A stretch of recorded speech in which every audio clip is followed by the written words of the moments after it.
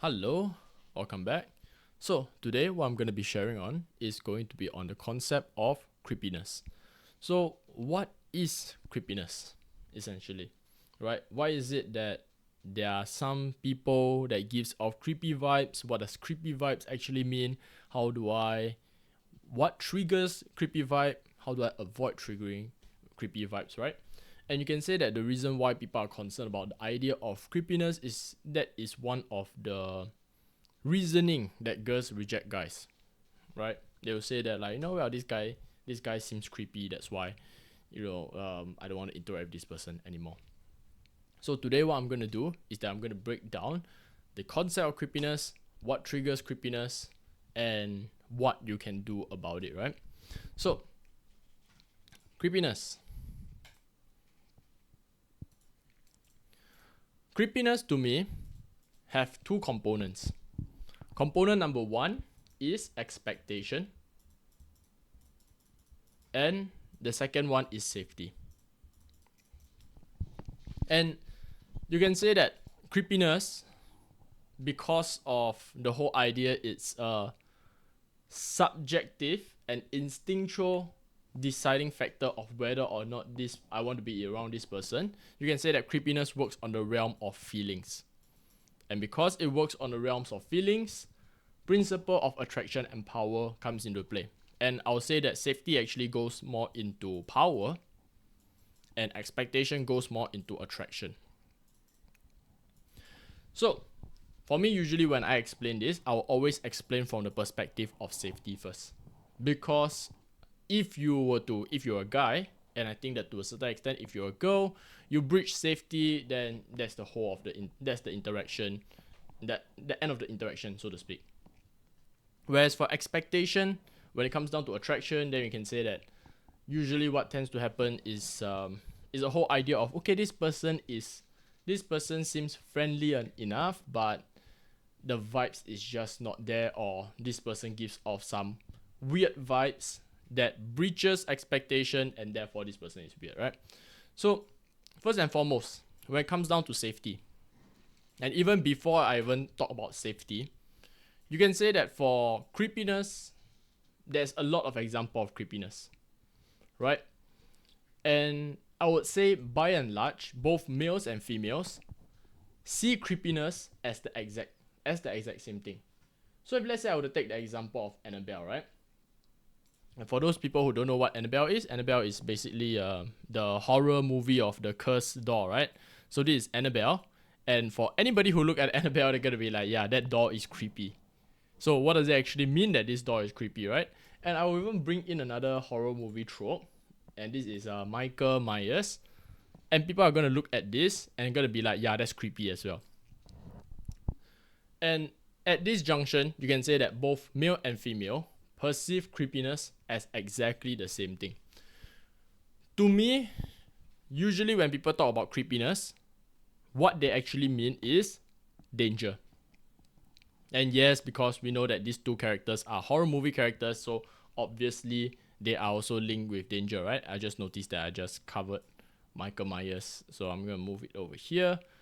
So essentially, when we are looking at be it Annabelle, or be it Michael Myers, or be it the guy that you think that is creepy, or any other sort of horror movie trope, essentially what we're basically seeing, to me, is this.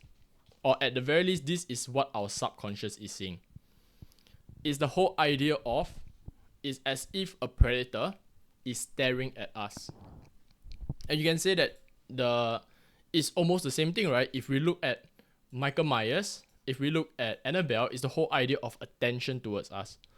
I can't think of a single horror movie trope where the scary thing about the horror movie or the monster, the ghost, is not based upon the attention that they pay on the characters.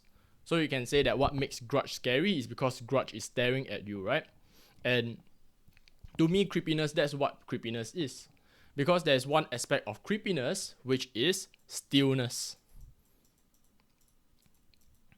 And if you think in terms of Annabelle, and you watch any sort of horror movies, but Michael Myers and Annabelle is a very good example of this, is that their MO, right? How they generally function is that they stay completely still and then they suddenly jump scare you. So one aspect when it comes down to creepiness is actually how still a person is. So if I use this example that I'm interacting with you, right? The reason why at this point of time you don't see me as creepy is because you can say that, well, I'm animated. And this translates into actual conversation, right? So if you're interacting with somebody, we expect a certain level of animation on the person's face, because you can say that when with animations you can more or less use your subconscious understanding of body language. You don't consciously know what it means, but you can see that, like, okay, maybe the way that this person is looking at me is that he seems friendly, right? He don't really seems out of place to a certain extent. And because more or less you can sort of see my hand, you can see my gesture, you can see how I move, then there is no danger of me suddenly attacking you, as much as that don't really make sense, right? Because you can say that if I'm interacting with you and be it I have all these gesture, I can suddenly go crazy and still attack you anyway. But as far as I'm concerned is that if so long as there's enough gesture, so to speak, people don't see things as creepy. But at any point of time, if I were to stop the gestures and I were to lower the way that I move, or even if I don't move my head, right? All I do is stare and be still and interact with people in this way, you can say that it will immediately start to give off creepy vibes. And why is it? Why is it the case? Going back to the example of the panther, right? Going back to the example of the panther, if we were to ask ourselves, what is the expectation of stillness, right? If we are animals right now and we see stillness, what does it actually mean? The picture of a panther or a large cat, be it whichever kind that actually preys on early human being in prehistoric time, is always going to be the idea of animals that is ready to pounce. What tends to be the pattern is that hyper focus. So it's those kind of like eyes that is very wide, right? How does this translate to actual interaction with human beings? When we're excited, right? When we're seeing a girl that we're very interested in, we tend to interact with this kind of, hi, how are you? Oh, wow. Tell me a little bit about yourself, right? The eagerness. Why do we open our eyes wide, right? It's because, they are so pretty, they're so good looking that we want to open our eyes wide so that we can take in more of their beauty into our eyes holes, right? But the thing that we don't understand is that very same action would remind them in a subconscious level of the large cat, which a predator is going to look at you exactly the same way, right? With large eyes, because the predator want to see every action that you take, and the predator is going to be still. Why? Because this predator is waiting to pounce, so to speak, right? It's basically getting itself ready, right? Coiling up the body so that it can eventually leap and pounce and kill you. And you can say that the reason why for human beings we have the sense of creepiness comes down to the idea of safety. It goes back to the idea of safety.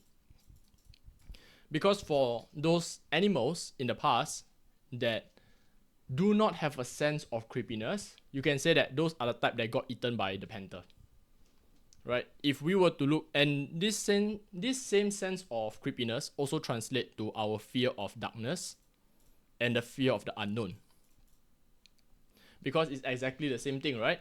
If I'm looking at you and all you're doing is staring at me like this, I have no idea what you're going to do.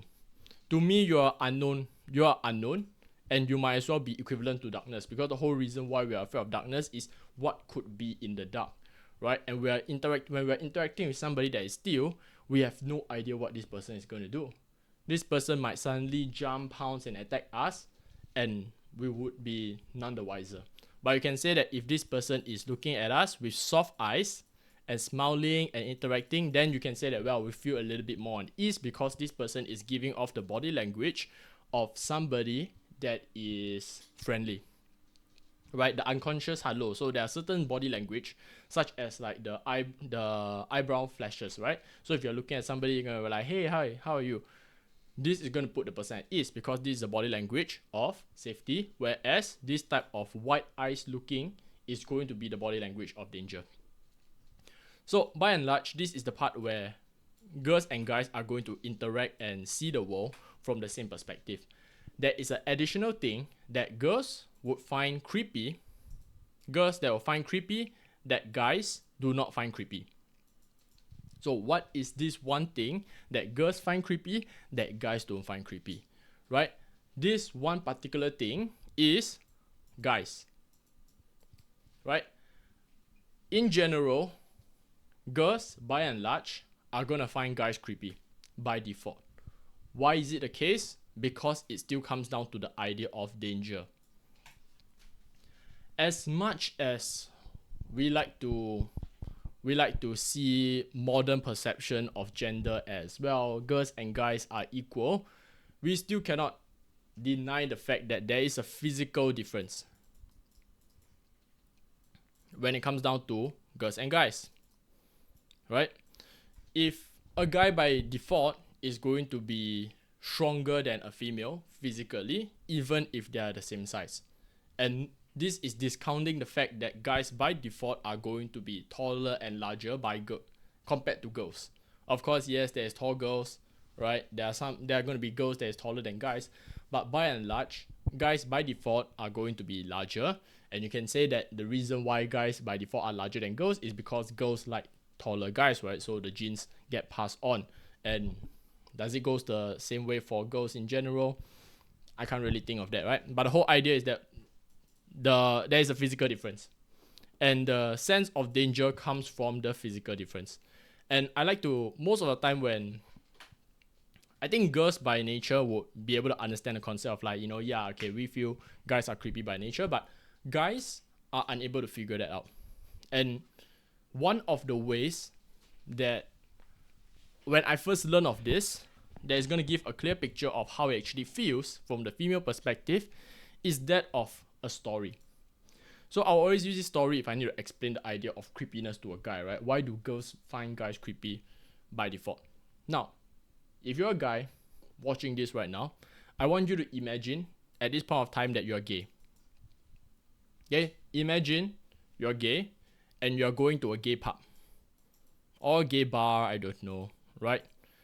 And in this gay bar, it happens that every other guy in this bar are large athletes, right? So if let's say you yourself are somebody who is maybe like 1.7 meters tall, right? Everybody else over here is like a good 2 meters. It's a good 2 meters tall. So they're extremely large, they're extremely muscular, right? If let's say in terms of feet, you can say that, well, if 8 feet is the average attractive tall guy, then you can say that everybody else in this place is 9 feet tall, or 8.5 to 9 feet tall, right? So they are extremely large, they're extremely muscular. And the thing is, well, you're still a guy here, in a gay bar. And because you are gay, likelihood what you'll do is that you'll probably find tall guys attractive. Right? You're going to be like, yeah, I want to find a guy that is taller than me, stronger than me, that's going to be protecting me, right? Because I'm gay. Now, think of this in a way. Right now, you're inside the bar. You're enjoying the environment, right? You're sitting in the booth. And the way that I'll describe this booth, okay, I'm not sure if I'll be able to draw this booth correctly, is that think of it this way, right? This is the table. Over here is the wall, right? So maybe this is a window that you can see outside. This is the car, this is the parking lot, etc. And this is a booth, right? So maybe I take red in color to color this, and then this is the bench that you're sitting on, and then this is you with your hand, and this is your orange juice, right? So in this booth, the only way into this booth is from here, right? You have to enter it because over here is a wall. You have to enter the booth in this way. Now imagine in these circumstances, you're enjoying your time, right? You're even eyeing the other large 9 feet tall, or 2 meters tall guys. But all of a sudden, the guy, the size, a typical 2 meters tall guy, start to sit right next to you. So like, this large guy, probably the muscle, the biceps is the size of your head, right? Comes over here and sit right next to you, blocking your only exit. So now here is the wall, and here is the guy, right? And if you want to leave, you basically have to get through this person. And then this person basically start telling you that like, hey, wow, you're so good looking, you're so attractive. What's your name? Do you come here often? In this situation, you can say that regardless of whether or not you find this person attractive, there is going to be danger signs going into your head. Reason being is that if at any point of time you decided that like, hey, I'm not interested in this person, I would like to leave, then you probably wouldn't straight up tell this person or like, hey dude, you're ugly, please get the hell out of my way, I'm leaving. Because, well, what if this person start to become aggressive? What are you gonna do, right? This person's, the bicep is the size of your head, right? This person just chokes you, and then, who knows, you pass out, and then whatever is gonna happen to you. So likelihood you're going to be nice and polite, but you are going to fear for your life. So likelihood you're gonna say anything that you can to get yourself out of the situation. Be it you find this person attractive or not, it is a non-matter, because your brain don't think of that. Your brain thinks in the situation of a panther, the panther that we see, right? With the large eyes, that is ready to eat you. So the danger comes in the situation of, well, what if this person goes crazy and grabs you all of a sudden? Then what are you gonna do? Right, this person start to grab you and then start to pull you and then bring you out of the club. Right, that is essentially the worst case scenario when it comes down to a girl interacting with a guy, right? Which is why by default girls are gonna see guys as creepy, because we are the equivalent of the 8 feet, 9 feet tall, 2 meters guys, right? When it comes down to girls, especially if you are interacting with a girl that is 1.5 meters tall, right? I'm not sure 1.5 meters tall is equivalent in feet, so I have no idea what that is, but basically a short girl, you can say that any guy that is 1.7 might as well be a 2 meter guy to a 2 meters tall guy to a 1.7 meters tall guy, right? So the whole idea is that if you want to interact with a girl, you must never ever trigger the sense of danger. And one example and one ways that you can avoid triggering this sense of danger is, from the previous example, one is that blocking exit. If at any point of time you interact with a girl and you block the exit, guess what? Danger sign is going to go off in her head. Whatever you do, however charming you are, it's over. You're going to be seen as creepy. You can be the guy from 50 Shades of Grey, and you will still be deemed as creepy. You can be Superman, you will still be deemed as creepy. You can be the K-pop idol that they fancy. In the situation that you corner them, blocking their only exit, you are going to be seen as creepy. So if you block exit, it's over. The cute girl in the bus, right, where you see her sitting by herself and then now you decided to sit right next to her, that's the wrong time to actually start chatting her up, because right now you are basically the guy who's blocking her exit in the example of the gay bar. So if at any point of time you want to be deemed as not creepy, do not block the exit of the girl. Simple. Number 2, right, don't touch without permission. Now, this without permission is extremely subjective, because no girls is going to go out there and say that like, now you have the permission to touch me. How to know whether or not you should touch the girl, when you should touch the girl? This comes down to paying attention to body language. Usually, if you want to be safe, a girl, if she's comfortable enough, she's going to start to touch you first. But the thing is, if she touch you, it's only permission for you to touch her the same way that she touched you. So if a girl were to, let's say, touch your hand, then you can say that the only thing that she allowed you to do is to touch her hand, right? Although it's not explicit, this is more towards implicit. And if you really want to know more about this, there's a video by David Snyder that goes into the different step of the attraction process, right? And this example of the early part of like don't touch, you can say that there's so many examples out there where a guy give off creepy vibes. Reason being is just how eager they are to touch the girl. Maybe at the start of the interaction, you know, they grab the girl. It's similar to the large guy, right, in the example of the gay bar who reaches out and grab you. What it basically means is that you are taking away the person's autonomy. And the sense of autonomy is so important when it comes down to human influence, is that if you trigger this, the person locks down, right? And the person would just resist any sort of external influence, or at least try their best to resist external influence.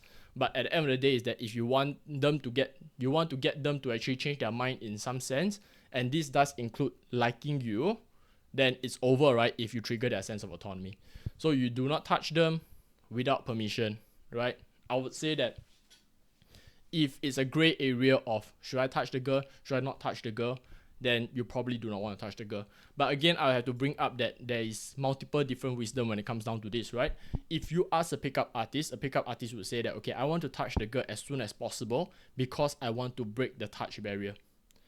And for that, you can say that the theory behind that is on the principle of power, right?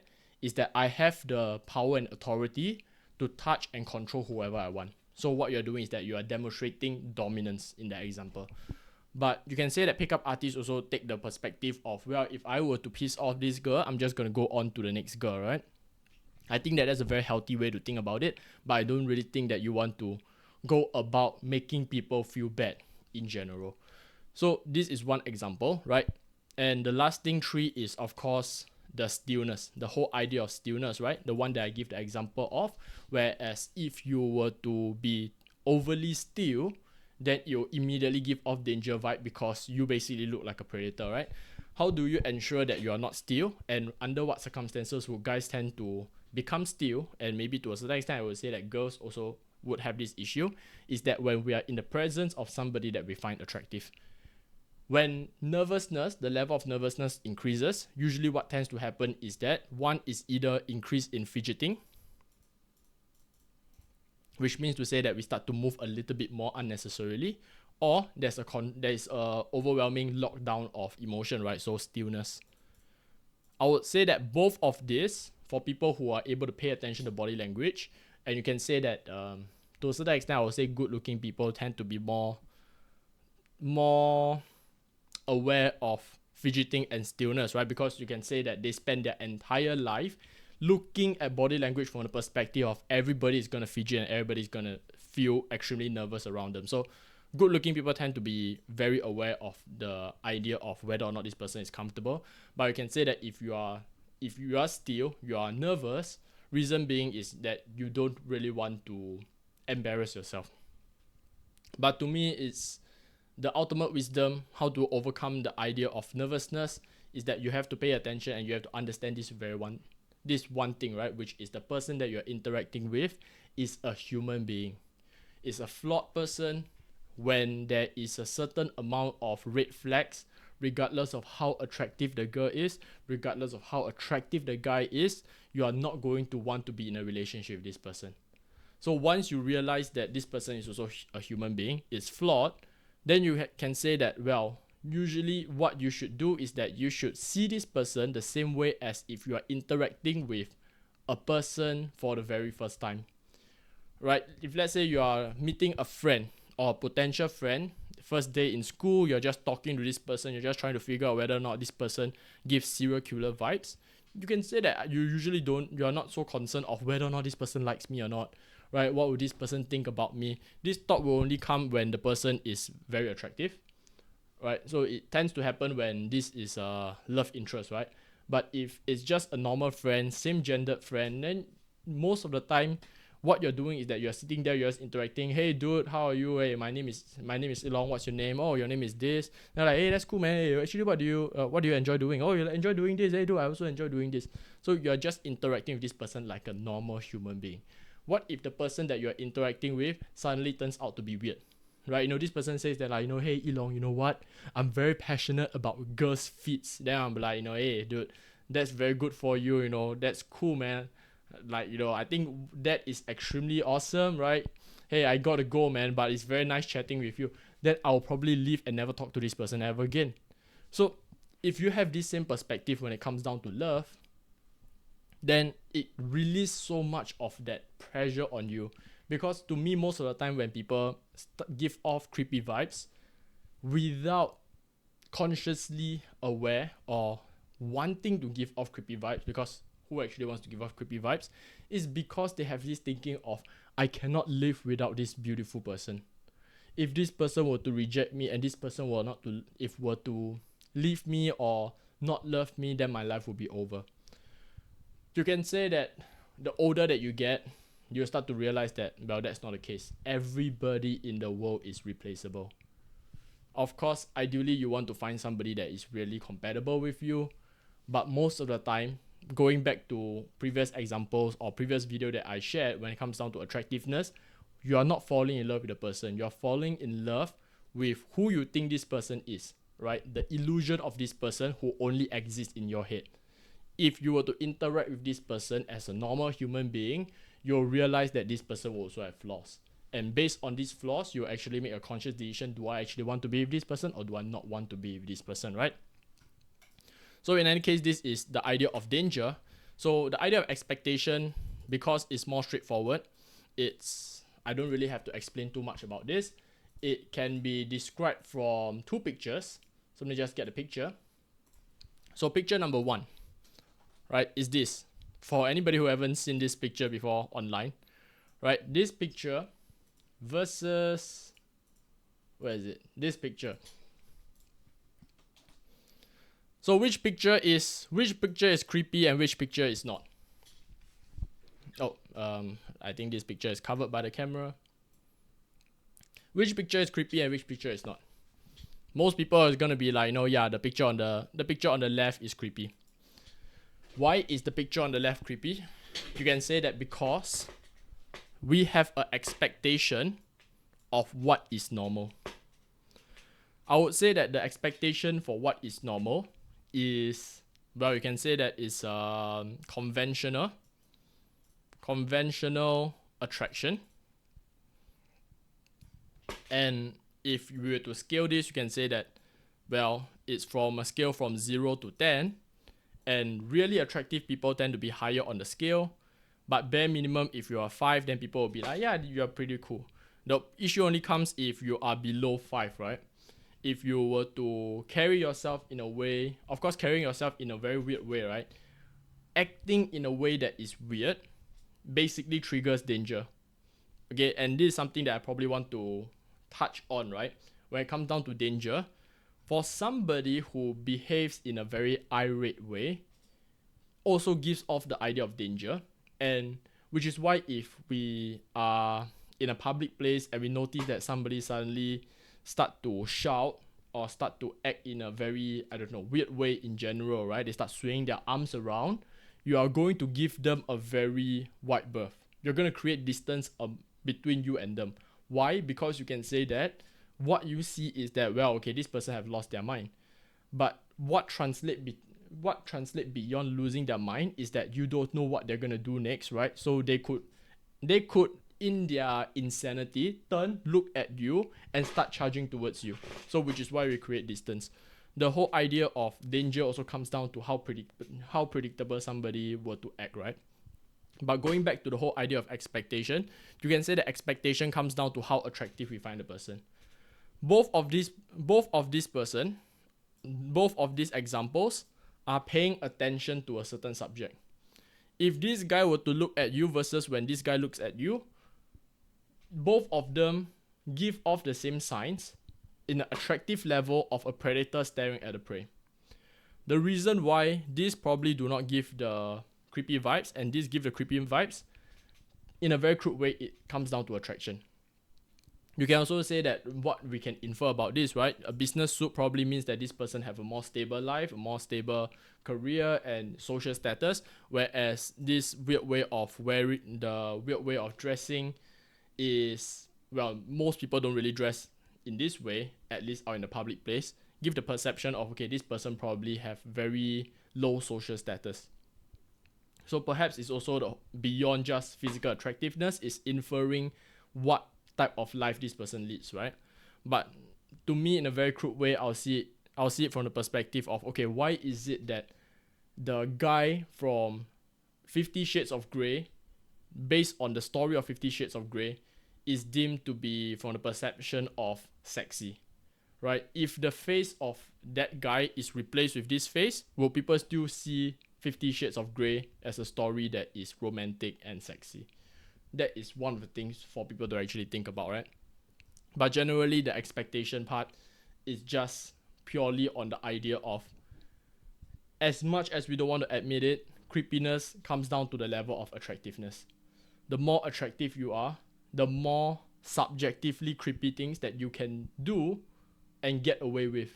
Or maybe in this situation, I can say objective, right? There's going to be a lot of things that people can deem to be creepy. If you are good looking, you get to get away with a lot more than the bare minimum.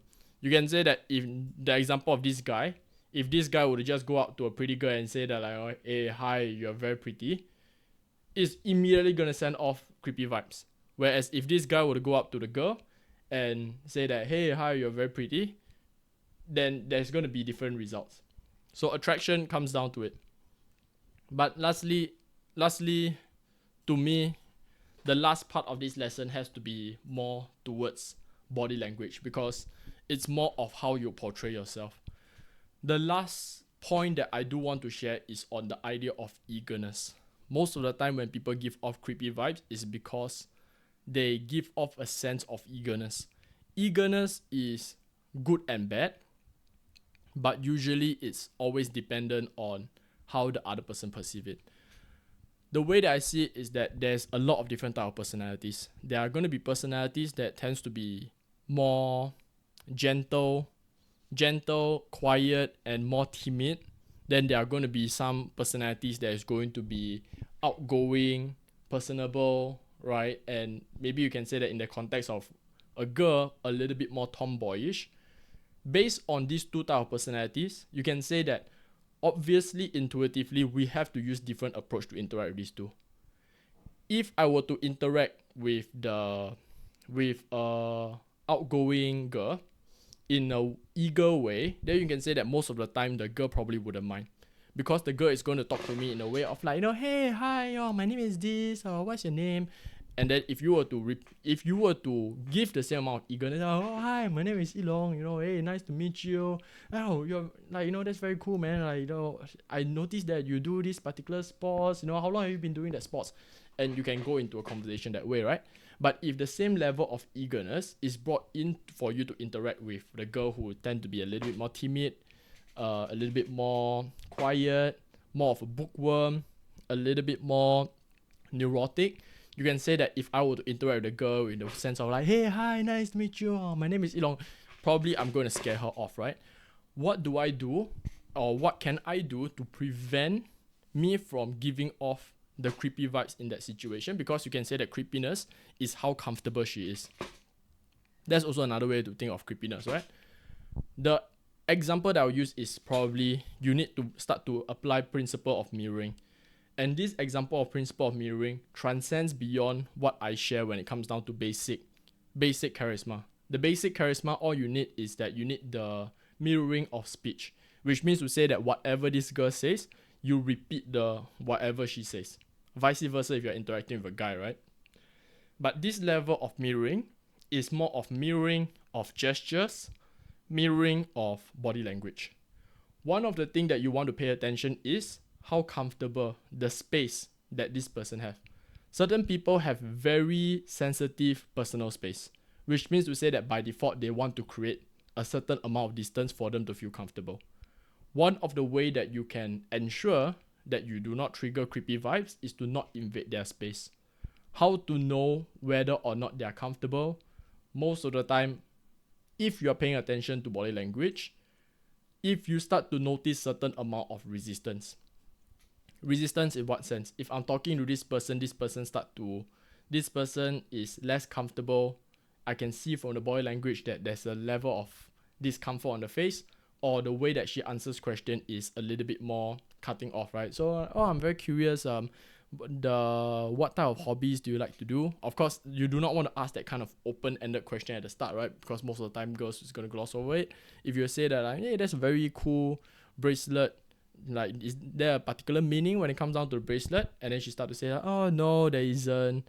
And then like, oh yeah, that's cool. So in any case, what type of, I'm very curious, like what type of things do you particularly like to, like this type of things? Do you like to collect bracelets?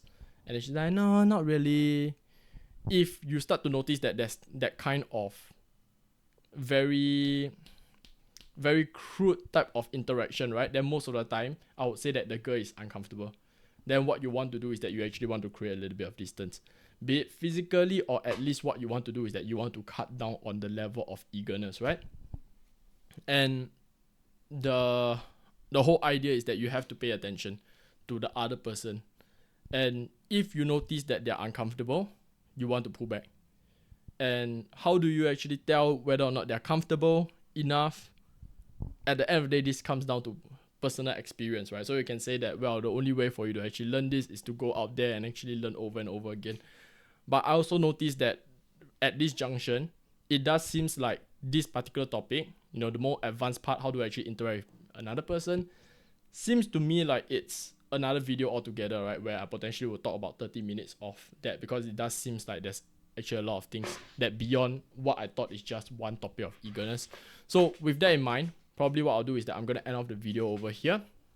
If there's any confusion on this, do let me know. Of course, when it comes down to the last part of eagerness, right, if let's say you have a little bit more question on this, then, well, you can say that this question will potentially be addressed in a future video when I probably touch on, okay, what type of body language, how do you actually interact with another person. Maybe I will put it in a way of practical ways not to be deemed as creepy. Who knows? In any case, I hope you enjoyed this. Do let me know your thoughts on this. In any case, I look forward to seeing you in the next one. Bye.